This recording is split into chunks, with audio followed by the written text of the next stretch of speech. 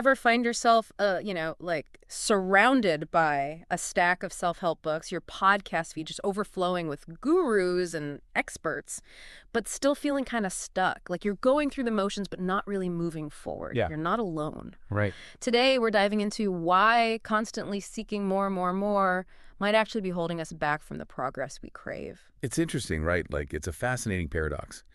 We often end up mistaking information consumption for, like, genuine self-improvement. Yeah. It feels productive, almost comforting even, to immerse ourselves in all the latest strategies and success stories. Right. But that real transformation, the kind that sticks with you, I think that happens when we bridge the gap between just knowing something and actually doing it, Yeah. between knowledge and action.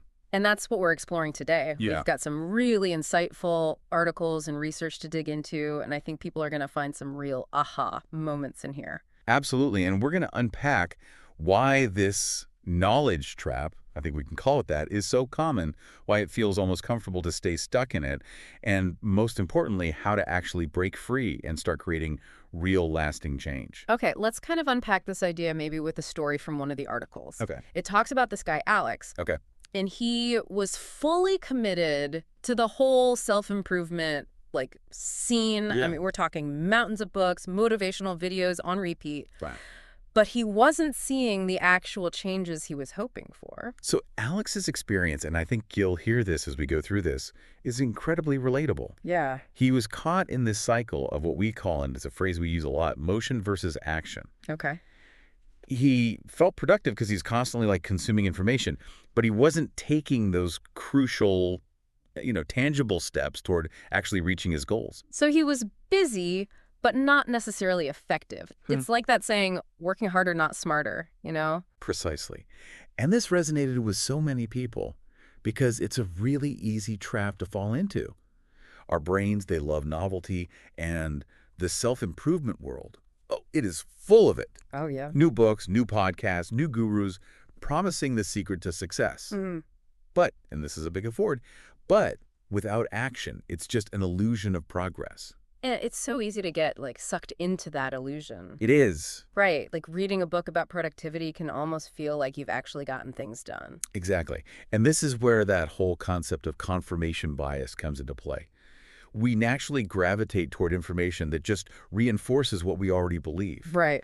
So you read about the importance of morning routines, and suddenly, just by reading that, you feel productive, even if your own mornings are still totally chaotic. Yeah. It's like, well, I read the book. I'm working on it. Right. Exactly. It's almost like we're seeking permission to change instead of giving ourselves that permission. Wow. But the articles we're looking at today suggest that true transformation, like real lasting change, often starts with this kind of like internal shift. Yeah. From looking outward for validation to like tapping into the wisdom, I guess you could say, that we already have. Exactly. And, so much of self-improvement ultimately boils down to principles, really, that we already know, deep down right. Right. Honesty, hard work, discipline, kindness.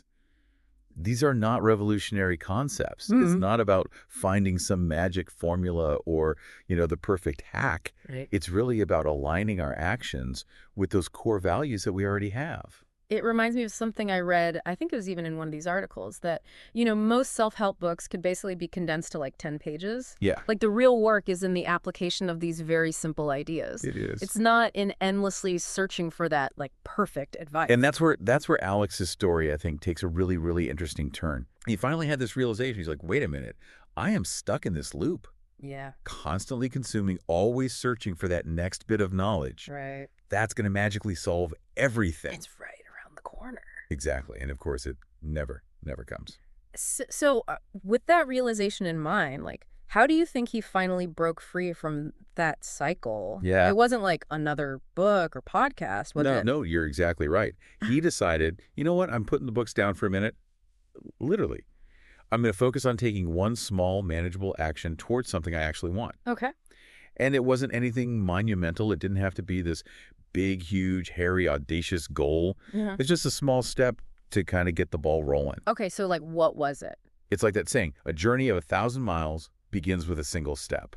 Did they mention what that first step was? They did. Okay. He had been wanting to improve his physical health, Yeah. like for a while. Yeah. but he felt overwhelmed, right, by all the different diet and exercise programs. Yeah. This time he said, you know what? I'm just going to start with a simple daily jog. So simple. Right. It's so often overlooked, right? Totally. When we get caught up in this, like, wanting the, optimal, perfect solution, we miss those little things. Exactly. And, of course, it wasn't always easy. The article talks about how he struggled with motivation at times, especially like in those initial stages. Right, right. But he committed to being consistent, Okay.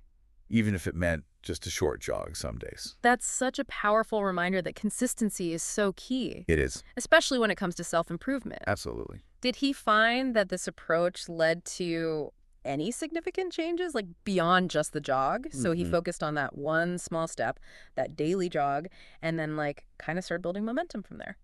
Yeah, and it's cool because the article goes on to highlight how that success, like even though it was just a jog, it actually had this ripple effect. Like it started impacting other areas of his life. Oh, wow. That feeling of accomplishment, that self-trust that he was like slowly building, Yeah. it started to spill over Okay. into other goals that he had frankly been putting off for a while. It's like he broke free from that, like self-doubt that can really hold us back. Totally. And he was like, wait a minute, I can actually do this. Yeah. Did they give any like specific examples? They did. Okay. Of how he applied this kind of approach to other areas of his life. He had always wanted to be like a better communicator. Yeah. Especially like I think it was in professional settings. Okay. So this time, instead of just, picking up another book on communication skills, Right, right. he actually started intentionally practicing those skills in just like his everyday life, his everyday interactions. Oh, interesting. What did he do? So he made an effort to be more present during conversations. Oh, right. He really tried to be more engaged. He started, speaking up more in meetings. Oh, nice. So it's really about taking those small but consistent actions to kind of like move towards what he wanted. So he took that initial momentum from like his physical goal, that daily jog, and he kind of like channeled it into this like, I guess, personal growth. Yeah. It sounds like he was really able to connect those core values, those things we were talking about before, like honesty, hard work. Right, right. He was able to connect those with like tangible action, right? It was. It wasn't about, what does the book say? Or like, what's the perfect, vision of success? Yeah. It was about him and his values and taking action. It was about aligning his actions with, his own internal compass. I love that, like his own inner wisdom. Exactly. And I think that is a really powerful takeaway for all of us. Yeah. The real magic, it doesn't come from some external source. Yeah. It doesn't come from chasing validation from others. Right. It happens when we start trusting ourselves. Yeah. It's in those moments of self-trust, of choosing action over just consumption, that we really begin to, I think, unlock our potential. This has been like such an insightful deep dive. It makes you stop and think Yeah. about all the ways that, we might be holding ourselves back by constantly just like looking for more Right. instead of actually putting into practice what we already know. Right. It's so easy to do. What stands out to you as like the most important takeaway from, what we talked about with Alex's story? For me, it's that simple reminder Yeah. that self-improvement, it's not about, this destination, Yeah. this perfect state of being. One day when I'm fixed. Exactly. It's about being present. It's about embracing the journey. Yeah. It's about starting wherever we are, right here, right now. Right. And it's about taking those small, consistent steps forward. I love that. And honestly, I think the most important thing is remembering that we already have what it takes. We already possess the wisdom and the strength to make those changes in our lives. We just got to do it. Beautifully said. So if you're listening and you're feeling that familiar pull, that urge to buy another self-help book or subscribe to another podcast, Okay. I encourage you, pause for a second. Just ask yourself, what's one small action I can take right now with the knowledge that I already have? Maybe, like Alex, you'll discover that those answers we're looking for so desperately, they're often found not in consuming more, but in simply starting.